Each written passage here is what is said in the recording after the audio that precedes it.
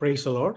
இன்னைக்கு நம்ம என்ன பார்க்க போகிறோம் அப்படின்னு பார்த்தீங்கன்னா, செக்யுலர் மேட்டர்ஸ் அல்லது பழைய எக்ஸ்போதகர் லெனின் தமிழ் பைபிள் மினிஸ்ட்ரி அவர் புதுசாக ஒரு வீடியோ வெளியிட்டிருக்காரு. திருத்துவம் என்பது மூன்று தெய்வங்கள், கிறிஸ்தவர்கள் மூன்று தெய்வங்களை வழிபடுகிறார்கள் என்ற ஒரு பொய்யான குற்றச்சாட்டை சொல்லியிருக்காரு. அதற்கு பதில் கொடுப்பது தான் இந்த காணொளியினோட ஒரே நோக்கமாக இருக்கிறது. ஏன்னா பைபிள் நமக்கு தெளிவாக சொல்லப்பட்டிருக்கிறது என்ன அப்படின்னு பார்த்தீங்கன்னா, 1 பேதுரு 3:15 படிச்சீங்கன்னா என்ன சொல்லப்பட்டிருக்கு அப்படின்னு பார்த்தீங்கன்னா, உங்களுடைய நம்பிக்கையை குறித்து கேட்கிறவர்களுக்கு சாந்தத்தோடும் வணக்கத்தோடும் எப்பொழுதும் உத்தரவு சொல்ல தயாராக இருங்கள்னு வேதவசனம் சொல்லுகிறது. அதற்காக நாம் இந்த உத்தரவு நம்ம சொல்ல தயாராக இருக்கிறோம். முதலாவது அவர் என்ன சொல்றாரு அப்படிங்கிறது கேட்டுட்டு வருவோம். அதுக்கப்புறம் நம்ம அதுக்கான ரெஸ்பான்ஸ் நம்ம கொடுப்போம். கிறிஸ்தவங்க சொல்கிறாங்க. அதாவது யூதர்கள் வணங்கும் அதே யெகோவா தேவனைத்தான் நாங்களும் வழிபடுறோம் அப்படிங்கிறது கிறிஸ்தவர்களுடைய கூற்று. ஆனால் யூதர்கள் இப்படி மூன்று தெய்வங்களை வழிபடுறது கிடையாது. அவங்க எங்கள் தேவன் ஒரே தேவன் அப்படின்னு நிலையா இருக்கிறாங்க. யூத மதத்தின் தொடர்ச்சி தான் கிறிஸ்தவம்னு சொல்கிற கிறிஸ்தவங்க மூன்று விதவிதமான கடவுள்களை வணங்கிட்டு இருக்கிறாங்க. ஆனால் இதை கிறிஸ்தவங்க ஒத்துக்க மாட்டாங்க. அதாவது எங்களுக்கு மூன்று. ஓகே, அப்போ அவர் என்ன அங்கே சொல்ல வர்றார் அப்படின்னு பார்த்தீங்கன்னா, கிறிஸ்தவர்கள் மூன்று தெய்வத்தை வழிபடுகிறார்கள் அப்படிங்கிறாங்க. யெகோவா தேவன், யூதர்கள் வழிபட்ட யெகோவா தேவனை தான் வழிபடுறாங்க. ஆனால் உண்மையிலே அவங்க வழிபடுகிறதுல, ஏன்னா ஒரு தெய்வத்தை அவங்க வழிபடுகிறதுல மூன்று தெய்வத்தை வழிபடுறாங்க அப்படிங்கிறத அவர் சொல்றாரு. அது முற்றிலும் தவறான ஒரு கருத்து. பைபிளை நம்ம பார்க்கும் பொழுது, இப்போ உதாரணத்துக்கு எபிரேயர் 1 அதிகாரம் நம்ம படிக்கும்போது நமக்கு தெரியும். அது தெளிவாக நமக்கு என்ன சொல்லப்பட்டிருக்கு அப்படின்னு பார்த்தீங்கன்னா, பூர்வ காலங்களில் பங்கு பங்காகவும் வகை வகையாகவும் தீர்க்கதரிசிகள் மூலியமாக பிதாக்களுக்கு திருவுளம் பற்றின தேவன் இந்த கடைசி காலங்களில் குமாரன் மூலியமாய் திருவளம் பற்றினார் அப்படின்னு அங்க சொல்லப்பட்டிருக்கு. அப்போ குமாரன் மூலியமாகத்தான் இந்த கடைசி காலத்துல நமக்கு வெளிப்படுத்தியிருக்காரு. அப்போ எல்லா ரகசியங்களையும் பரலோகத்தை குறித்தும் தேவனை குறித்தும் எல்லாவற்றையும் வெளிப்படுத்தி இருக்கிறார். அப்போ இப்பதான் ஒரு ப்ராட் அண்டர்ஸ்டாண்டிங் நமக்கு வந்திருக்கு.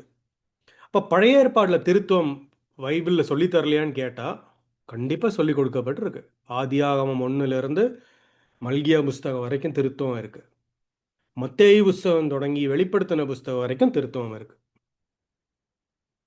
அது நீங்க புரிந்து கொள்ளவில்லைன்னா அதுக்கு நம்ம என்ன பண்ண முடியும்? லெனின் அவர்கள் இந்த அடிப்படை தெரியாததுனால தான் அவர் இலவசமாய் கிடைக்கிற ரட்சிப்பை உதறி தள்ளி வெளியே வந்திருக்கார்.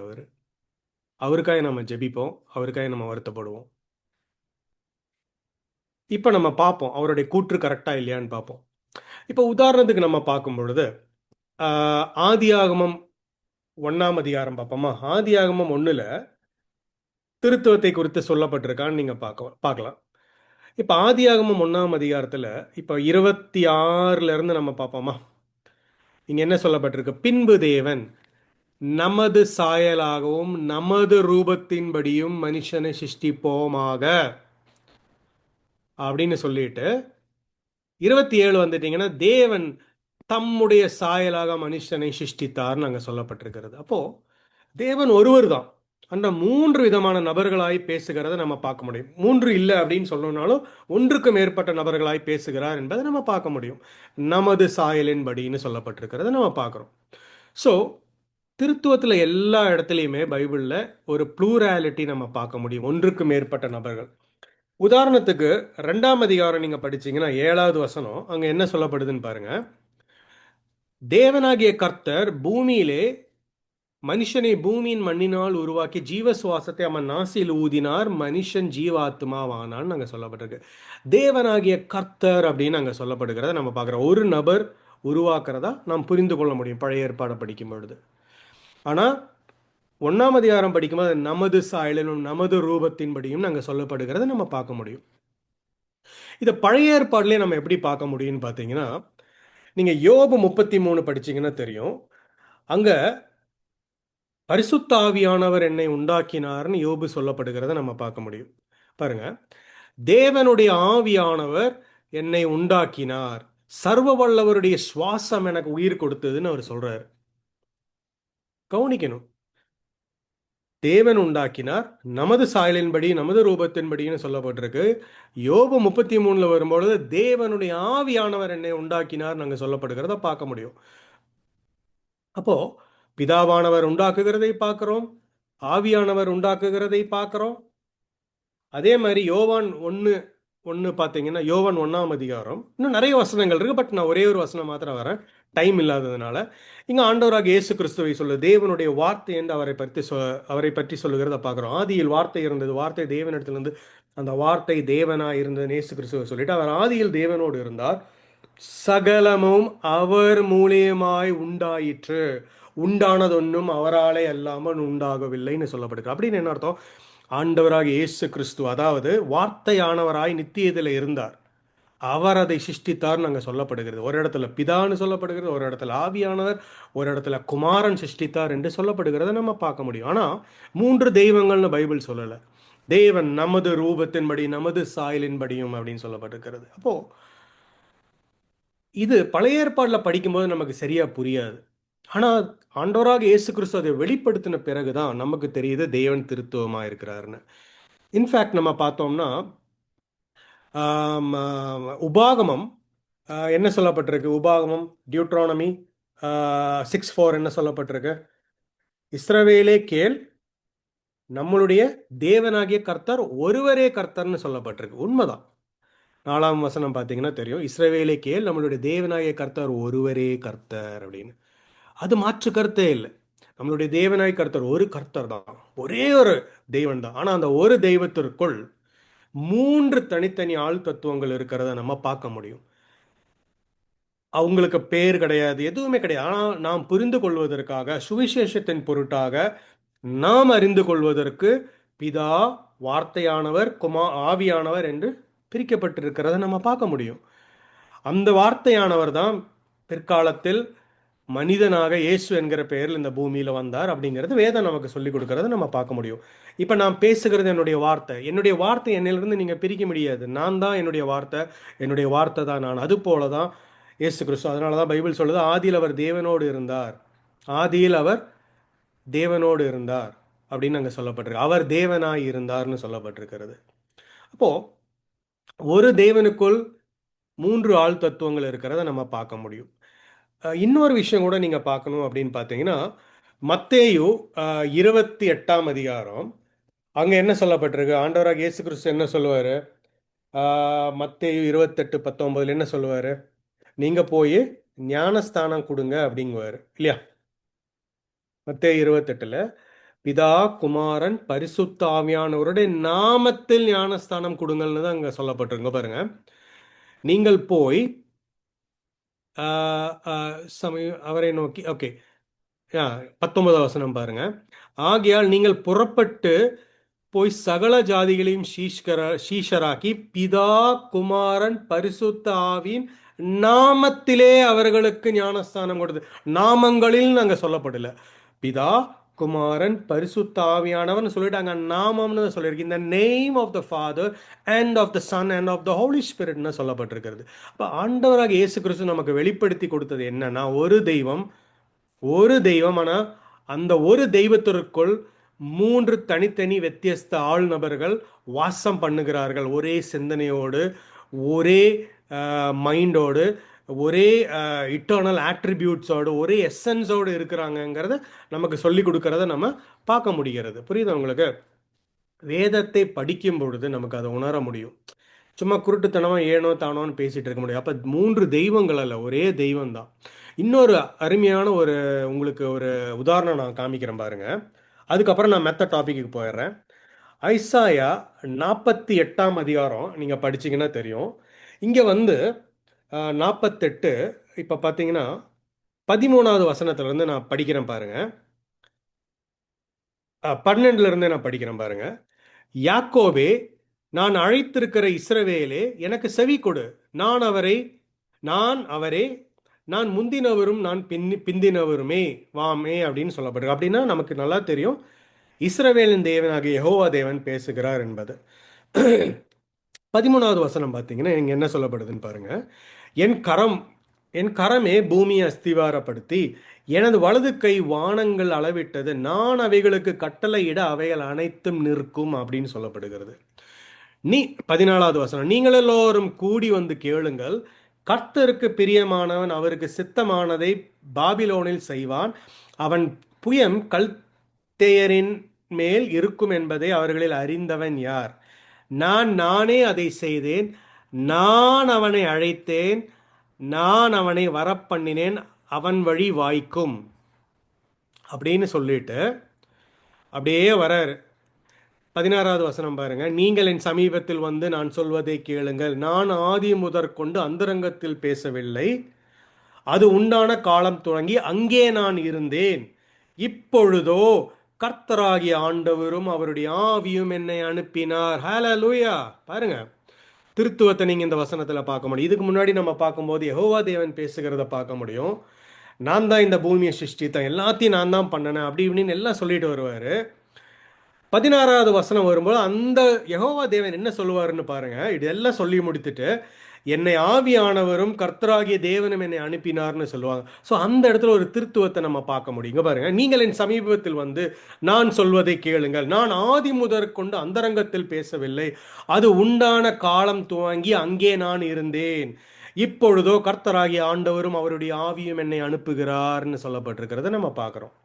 அப்போது திருத்துவத்தை நம்ம அங்கே பார்க்குறோம். யெகோவா தேவன் பேசுகிறாரு, ஆனால் அவர் சொல்கிறார் ஆவியானவரும் கர்த்தராகிய ஆண்டவரும் என்னை அனுப்பினார்னு. ஸோ இதுவே ஒரு சான்று. இன்னும் பல விஷயங்கள் இருக்குது, பல வசனங்கள் இருக்குது. படிக்க படிக்க பழைய ஏற்பாடில் திருத்துவத்தை நம்ம பார்த்துட்டு போயிட்டே இருக்கலாம், நிறைய இருக்கும். பட் டைமுக்காக நான் இதை நிறுத்திக்கிறேன். இப்போ உங்களுக்கு அது புரிஞ்சிருக்குன்னு நான் நம்புகிறேன். அடுத்தது அவர் என்ன சொல்கிறாருங்கிறத நம்ம கேட்போம். அப்போ பழைய ஏற்பாடில் திருத்துவம் இருக்கா? இருக்கு. ஒரே ஆண்டவரா? ஆமாம், ஒரே ஆண்டவன். யெகோவா தெய்வமா? எஸ். ஆனால் அந்த ஒரு தெய்வம் 3 ஆள் தத்துவங்களாக இருக்கிறாங்கன்னு பழைய ஏற்பாடில் நம்ம பார்த்தோம். நிறைய இருக்குது, குறிப்பான 1-2 வசனங்களை பார்த்தோம். அடுத்தது அவர் என்ன சொல்கிறாருன்னு பார்ப்போம். அடுத்தது அவர் என்ன சொல்கிறாரு அப்படின்னு பார்த்தீங்கன்னா, அதாவது 3 குரூப்பை பற்றி அவர் சொல்கிறாரு. தேவன் இருக்க முடியும் அப்படின்னு கேட்டால் அப்போ ஆரம்பிக்கும் இவங்களோட ஜிம்னாஸ்டிக் வேலையெல்லாம். ஒரு குரூப் என்ன சொல்லுவாங்க தெரியுமா? பிதாவும் தேவன் தான், குமாரனும் தேவன் தான், பரிசுத்த ஆவியும் தேவன் தான், ஆனால் அவங்க மூவரும் சேர்ந்து ஒரே தேவன் அப்படின்வாங்க. அது எப்படி இருக்க முடியும்? ஒரு தேவன் தான், ஆனால் அந்த ஒரு தேவன் பிதா, குமாரன், பரிசுத்த ஆவி என்கிற 3 தனித்தனி நபர்களாக இருக்கிறார். 3 கடவுள்கள் கிடையாது எங்களுக்கு, 3 நபர்கள், ஆனால் ஒரே தேவன் அப்படின்னு சொல்லுவாங்க. இதில் ஏதாவது அர்த்தம் இருக்கா? இல்லை. நமக்கு இது அர்த்தமில்லாத ஒரு விளக்கம் அப்படிங்கிறது தெரியுது. ஆனால் இப்படி ஒரு விளக்கத்தை கொடுத்து அதை நம்ம புரிஞ்சுக்கணும் அப்படின்னு எதிர்பார்ப்பாங்க. அதில் இருக்கிற முரண்பாட்டை நம்ம கிறிஸ்தவர்களிலேயே மற்ற பிரிவினருக்கு இது ஒரு முரண்பாடு அப்படிங்கிறது தெரியும். அதாவது கிறிஸ்தவத்திலே வேற அது ஒரே நபர் தான், ஒரு கடவுள் தான், பிதா ஒருத்தர் தான் கடவுள். அவர் ஒரு காலகட்டத்தில் பிதாவாக வெளிப்பட்டார், பிறகு இன்னொரு காலகட்டத்தில் இயேசுவாக வெளிப்பட்டார், பிறகு இந்த காலகட்டத்தில் பரிசுத்த ஆவியாக செயலாற்றிக்கிட்டு இருக்கிறார் அப்படின்னு வேற ஒரு விளக்கத்தை கொடுப்பாங்க. அதாவது ஒரே ஒரு தேவன் காலத்துக்கு தகுந்தபடி 3 விதமாக மாறிட்டார் அப்படிங்கிறது இவங்க.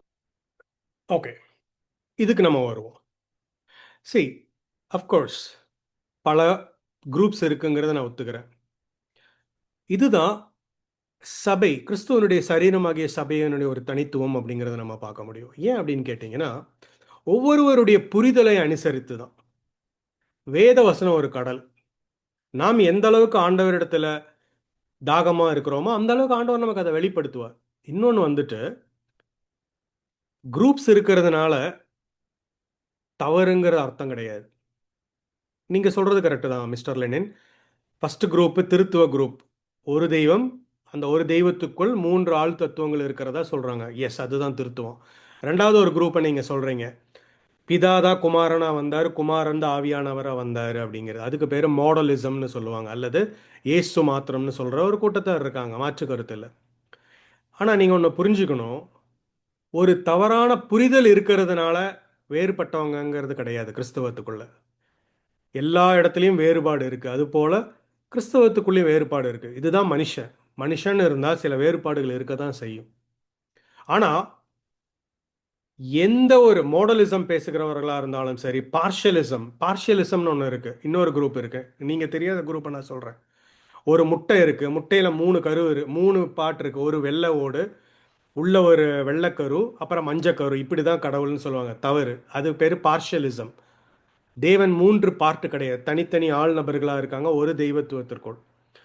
பார்ஷியலிசமா இருந்தாலும் சரி, மாடலிசமா இருந்தாலும் சரி, அல்லது ட்ரினிட்டேரியனா இருந்தாலும் சரி, யாரும் இயேசுவை தேவன் என்று மறுதலிக்கவில்லை. தேவன் மாம்சத்தில் வெளிப்பட்டார் என்று மறுதலிக்கவில்லை. தேவன் மனிதனாக இந்த பூமிக்கு வந்து கல்வாரி சிலுவையில் மரித்து நம்மளுடைய பாவத்திற்காய் ஒரு விமோச்சனத்தை கொடுத்து நித்திய ஜீவனை எங்களுக்கு கொடுத்தார் என்று யாரும் மறுதலிக்கல. புரியுதா உங்களுக்கு? ஸோ பைபிள் கிறிஸ்டியானிட்டியோட பேசிக் டாக்டரனும் ஃபவுண்டேஷனும் இதுதான். நாம் பாவிகளாக இருக்கிறோம். நாம் தேவனுடைய நீதிக்கு முன்பதாக, பரிசுத்தத்திற்கு முன்பதாக நாம் நிற்க முடியாது. அவர் நீதியுள்ள நியாயாதிபதி ராஜாவா இருக்கிறார். ஒரு நாள் அவருக்கு முன்பதாய் நிற்கும் பொழுது நம்மளுடைய நீதி நம்மளை ரட்சிக்காது. அதனால் தேவனை விட்டு தூரமாய் போக வேண்டிய ஒரு நித்திய காலம் உண்டாகும். அதை ஆண்டவர், அவர் அன்புள்ளவராக இருக்கிறபடினால், அவர் நீதியாக இருக்கார், அதே நேரத்தில் அன்புள்ளவராக இருக்கிறபடினால் அவர் இந்த பூமியில் வந்து நம்மளுடைய குறைபாடுகளை நிறைவாக்கி நிறைவேற்று நமக்கு ரட்சிப்பை இலவசமாய் கொடுத்தார். அவரை விசுவாசிக்கிறவர்கள் தன் பாவத்தை அறிக்கையிட்டு இயேசுவை சொந்த ரட்சகராக ஏற்றுக்கொள்கிறவர்களுக்கு நித்திய ஜீவன் என்கிறது அடிப்படை கிறிஸ்தவம். அடிப்படை தேவனுடைய கோட்பாடும் அதுதான். அதுக்காக தான் ஆண்டவர் இந்த பூமிக்கு வந்தார். அதில் நாங்கள் எல்லாம் ஒன்றா இருக்கோமான்னு கேட்டிங்கன்னா, எஸ், ஒன்றா இருக்கோம். அதுதான் கிறிஸ்தவம். பைபிளும் அதை தான் போதித்து கொடுக்கிறது. மற்றபடி ஒவ்வொரு சபைகளுக்கும் இதுக்கும் ஒவ்வொரு டாக்டரின்ஸ் இருக்கலாம், சின்ன சின்ன டிஃப்ரென்சஸ் இருக்கும். அப்படி பார்த்தீங்கன்னா உலகத்தில் யாருமே ஒரே மைண்டில் இருக்க முடியாது. ஆனால் அடிப்படை கோரில் ஒன்றா இருக்கோமா? கண்டிப்பாக ஒன்றா இருக்கும். மாடலிசம் பேசுகிறவர்களாக இருந்தாலும் பார்ஷியலிசம் பேசுகிறதா இருந்தாலும் அவங்களோட புரிதல் தான் தவறாக இருக்கே தவிர அவங்க தவறாக பேசலை. மரித்த பின்பு நித்தியதையில் போகும்போது அவருக்கு தெரியும், தேவன் நீங்கள் இப்படி இருக்கிறீங்களான்னு. அவ்வளோதான் விஷயம். இதில் பார்ஷியலிசம் பேசுகிறதுனாலையோ மாடலிசம் பேசுகிறதுனாலையோ அவர்கள் தவறானவர்கள் என்று பொருள் கிடையாது. பைபிளும் நமக்கு அப்படி சொல்லித்தரலாம். ஆனால் மாறாக பைபிள் என்ன சொல்லுதுன்னா, நீங்கள் எல்லாம் தனித்தனியாக இருந்தாலும் ஒரே அவயவங்களாக இருக்கிறீங்க அப்படின்னு சொல்லிட்டு எப்படி நாங்கள் இருக்க வேண்டும் என்றும் வேதம் எங்களுக்கு சொல்லி கொடுக்கறது. அப்போது நாங்கள் தனித்தனியாக சில டாக்டரின்ல நாங்கள் வேறுபட்டு இருந்தாலும் பைபிள் எப்படி சொல்லுதுன்னு பாருங்க. நாங்கள் எப்படிப்பட்டவர்களாய் கிறிஸ்தவர்கள் இருக்க வேண்டும் என்று சொல்லுகிறத பாருங்க. பிலிப்பியர் 2 அதிகாரத்தில் நீங்க பார்த்தீங்கன்னா, சாரி, பிலிப்பியர் 2 அதிகாரம் பார்த்தீங்கன்னா, கிறிஸ்துவனுடைய சிந்தை நமக்கு இருக்கணும்னு நாங்கள் சொல்லப்படுகிறத நம்ம பார்க்க முடியும். இப்போ இதுதான் கிறிஸ்தவத்துக்குள்ள இருக்க வேண்டிய சிந்தை. சிறு சிறு இந்த டாக்டரின்ஸில் வந்துட்டு எந்த பிரச்சனையும் கிடையாது. அடிப்படை எங்களுக்கு ஒன்று தான். அடிப்படை தான் இங்கே ரொம்ப முக்கியம். இங்கே சொல்லப்படுது பாருங்க, நீங்கள் ஏக சிந்தையும் ஏக அன்புள்ளவர்களுமா இருந்து இசைந்த ஆத்துமாக்களாய் ஒன்றையே சிந்தித்து என் சந்தோஷத்தை நிறைவேற்றுங்கள் அங்கே சொல்றாரு. தேவன் திருத்துவமாக இருக்கிறாரா, பார்ஷியலிசமாக இருக்காரா, மாடலிசத்தில் இருக்காராங்கிறது இங்கே பிரச்சனை இல்லை. ஏன்னா என்னதான் வேறுபாடு இருந்தாலும், திருத்துவம்னு மற்ற ஒரு கூட்டத்தார் சொன்னாலும், மாடலிசம் பார்ஷியலிசம் சொன்னாலும் ஒரே கோட்பாடு தான். தேவன் அன்பானவராக இருக்கிறார். இந்த பூமியில் அவர் இறங்கி வந்தார், எங்களுடைய பாவத்துக்காய் மரித்தார், எங்களுக்கு நித்திய ஜீவனை கொடுத்தார். அவரை விசுவாசிக்க முடியாது. அது ஒரு கிஃப்ட், ஃப்ரீ கிஃப்ட்டுங்கிறது தான் உண்மை. இப்போ படிப்போம், என்ன ஏக சிந்தை இருக்கணுங்கிறத நம்ம பார்ப்போம். நீங்கள் ஏக சிந்தையும் ஏக அன்புள்ளவர்களுமாக இருந்து இசைந்த ஆத்துமாக்களை ஒன்றையே சிந்தித்து என் சந்தோஷத்தை நிறைவேற்றுங்கள். ஒன்றையும் வாதத்தினாலாவது வீண் பெருமையினாலாவது செய்யாமல் மனத்தாழ்மையிலே ஒருவரை தங்களில் மேன்மையுள்ளவர்களாக எண்ண கடவீர்கள். மேன்மையானவர்களாக எண்ண கடவீர்கள். அவனவன் தனக்கானவைகளே அல்ல பிறருக்கானவைகளையே நோக்குவானாக. கிறிஸ்து இயேசுவிலிருந்த சிந்தையே உங்களிலும் இருக்க கடவுது அப்படின்னு நாங்கள் சொல்லப்பட்டிருக்குது. அடுத்தது நீங்கள் படிச்சீங்கன்னா தெரியும், கீழ்ப்படினும் ஆண்டவருக்கு அப்படின்னு சொல்லப்பட்டிருக்கு. அவர் தேவனுக்கு சமமாக இருப்பதை கொள்ளையாடின பொருளாக எண்ணாமல் தன்னைத்தான் வெறுத்து தாழ்மையாய் அடிமையின் ரூபம் எடுத்து அப்படின்னு அங்கே சொல்லப்பட்டிருக்கு. கீழ்ப்படிந்தவர். அப்போ கிறிஸ்துவ வாழ்க்கையில் என்பது சில டிஃப்ரென்சஸ் இருக்கும். அது இங்கே பிரச்சனை இல்லை எங்களுக்கு.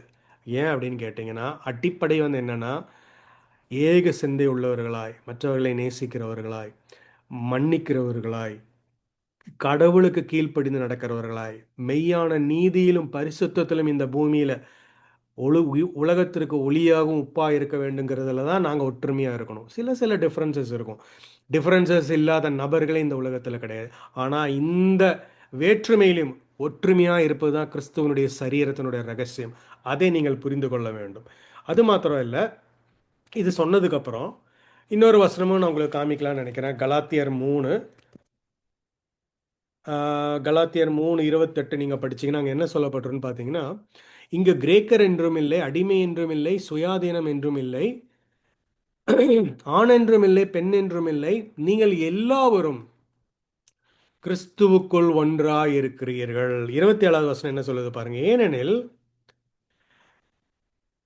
உங்களில் கிறிஸ்துவுக்குள்ளாக ஞானஸ்தானம் பெற்றவர்கள் எத்தனை பேரோ அத்தனை பேரும் கிறிஸ்துவை தரித்து கொண்டு இருக்கிறீர்களே அப்படிங்கிற வசனம் சொல்லப்படுகிறத நம்ம பார்க்க முடிகிறது. அப்போது கிறிஸ்துவுக்குள் நம்ம எல்லாம் ஒன்றா தான் இருக்கும். சில டிஃப்ரென்சஸ் இருக்கும். டிஃப்ரென்சஸ் இல்லாமல் மனிதனால் இருக்கவே முடியாது. அடுத்தது பார்த்தீங்கன்னா 1 பேதுரு 3:8-9 படிச்சீங்கன்னா அங்கேயும் இது தான் எங்களுக்கு சொல்லப்பட்டிருக்கிறது. அங்கேயும் இதை தான் அங்கே சொல்லப்பட்டிருக்கு. 8-9 படிச்சீங்கன்னா தெரியும். மேலும் நீங்கள் எல்லாரும் ஒருமனப்பட்டவர்களும் இரக்கம் உள்ளவர்களும் சகோதர சிநேகம் உள்ளவர்களும் மன உருக்கம் உள்ளவர்களும் இணக்கம் உள்ளவர்களுமாயிருந்து தீமைக்கு தீமையும் உதாசனத்திற்கு உதாசனையும் சரி கட்டாமல் அதற்கு பதிலாக நீங்கள் ஆசீர்வாதத்தை சுதந்திரித்து கொள்ளும்படி அழைக்கப்பட்டவர்கள் என்று அறிந்து ஆசீர்வதிங்கள்னு சொல்லப்படும். அப்போ எங்களுக்குள்ள இருக்கிற ஒன்னஸ் இதில் தான், மற்றவர்களை நேசிப்பதிலும் மன்னிப்பதிலும் தான். 12வது வசனம் சொல்லுது, கர்த்தருடைய கண்கள் நீதிமான்கள் மேல் நோக்கமாக இருக்கிறது, அவருடைய செவிகள் அவருக்கு வேண்டுதலுக்கு கவனமாக இருக்கிறது, தீமை செய்கிறவர்களுக்கோ கர்த்தர் முகம் விரோதமாக இருக்கிறதுனா அதை நீங்கள் புரிந்து கொள்ள வேண்டும் மிஸ்டர் லெனின் அவர்கள். இதை அடிப்படை தெரியாமல் நீங்கள் எப்படி போதகர்களாக இருந்தீங்கன்னு எனக்கு தெரியல. டிஃப்ரென்சஸ் இருக்குது, எஸ். ஆனால் கிறிஸ்துவுக்குள் அவருடைய அன்பில், அவருடைய பரிசுத்தத்தில், அவருடைய நீதியில் நாங்கள் ஒன்றாக இருக்கிறோம். இதுதான் கிறிஸ்தவம். இதை நீங்கள் புரிந்து கொள்ள வேண்டும் என்பது தான் எங்களுடைய ஒரே நோக்கமாக இருக்குது. அடுத்தது பார்த்தீங்கன்னா, நீங்கள் சில மேத்ஸ் மாதிரி ஏதோ ஒன்று சொல்லிட்டு இருந்தீங்க. அது எப்படி 3 தெய்வம் ஒன்றா இருக்கும்னு. அது என்னங்கிறத நம்ம பார்த்துருவோம். அது எதில் அவர் சொல்லியிருக்காரு அப்படின்னு பார்த்தீங்கன்னா, கடைசி இந்த இதில் பார்த்தீங்கன்னா அவர் அங்கே ஏதோ சொல்லியிருக்காரு. அதை நம்ம பார்த்துட்டு வந்துடுவோம். பாருங்க, வீடியோ ஓடுது, பார்த்துட்டு வந்துடுவோம். அப்போது அவர் மூன்றாவது இன்னொரு குற்றச்சாட்டு அவர் என்ன அங்கே சொல்கிறாரு அப்படின்னு நீங்கள் பார்த்தீங்கன்னா, கவனிப்போம். மற்ற மதங்களுடைய பன்முகத்தன்மையை கேலி செய்கிறதுக்கு இந்த ஏக தத்துவம் அப்படிங்கிற முகமூடியை பயன்படுத்திக்கிறாங்க. யாராவது விவரமானவங்க இவங்ககிட்ட நீங்கள் மற்ற மதங்கள்லாம் பல கடவுளை வணங்குறதா சொல்கிறீங்க, நீங்களும் பல கடவுளை தானே வணங்கிட்டு இருக்கிறீங்க, ஒரு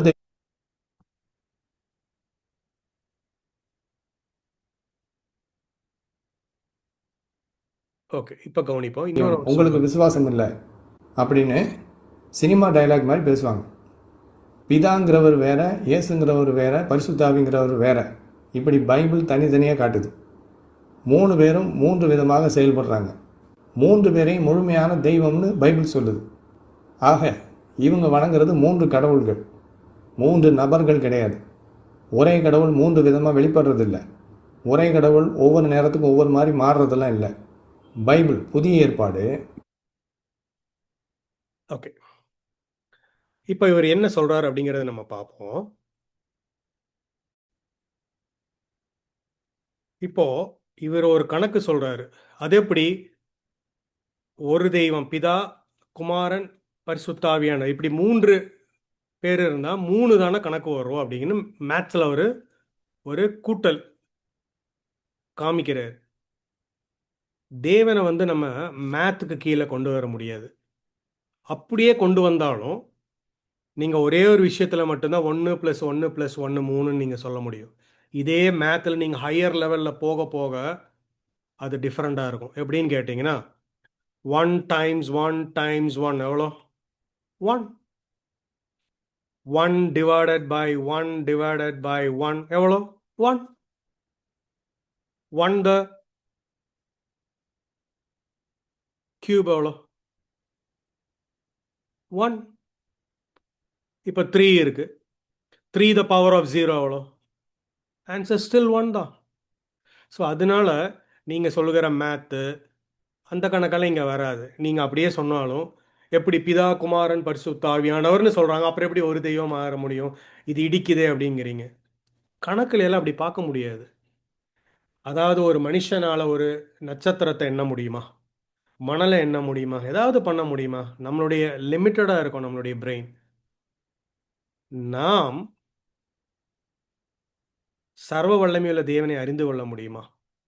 அவருடைய அனந்தத்தை நாம் புரிந்து கொள்ள முடியுமா?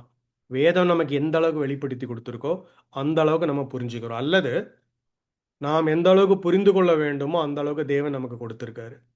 மேத்தில் எல்லாம் நம்ம ஆண்டவரை கொண்டு வர முடியும். அப்படியே நீங்கள் கொண்டு வந்தாலும் அடிஷனில் மட்டும்தான் வேறுபடுது. ஹையர் லெவல் ஆஃப் மேத்தில் பார்த்தீங்கன்னா டிஃப்ரெண்ட்டாக வருது. நான் எவ்வளோ சொல்லியிருக்கேன் பாருங்கள். ஸோ அப்படி அல்ல. நீங்கள் மனம் திரும்ப வேண்டும். நீங்கள் சத்தியத்தை அறிந்து உண்மையாய் ரட்சிக்கப்பட வேண்டும் என்பதுதான் எங்கள் எல்லாருடைய நோக்கமும் ஜெபமும் கூட. கர்த்தர் உங்களை ஆசீர்வதிப்பாராக. லெனின், நாங்கள் எல்லாரும் உங்களுக்காக ஜெபிக்கிறோம். ஆமென்.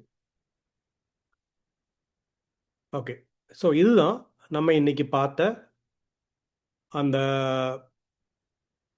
இது. அப்போ புரிந்து கொள்ள வேண்டும், தேவன் உண்மையுள்ளவராக இருக்கிறார். அவர் ஒரே ஒரு தேவன் தான். இஸ்ரவேலே கேள், நம்மளுடைய தேவனாகிய கர்த்தர் ஒருவரே தேவன். ஆனால் அந்த ஒரு தேவன் 3 ஆள் தத்துவங்களாக இருக்கிறாங்க. அதுதான் தேவனுடைய ரகசியம், தெய்வத்துவத்தின் ரகசியம். அதை பரிகசிக்கிறது இல்லை, புரிந்து கொள்ள முடியாதுங்கிறதும் இல்லை. நாம் புரிந்து கொள்ளுகிற அளவுக்கு வேதவசனம் நமக்கு சொல்லியிருக்கு. ஆண்டவருக்கு என்றும் மகிமை உண்டாவதாக. ஆமென்.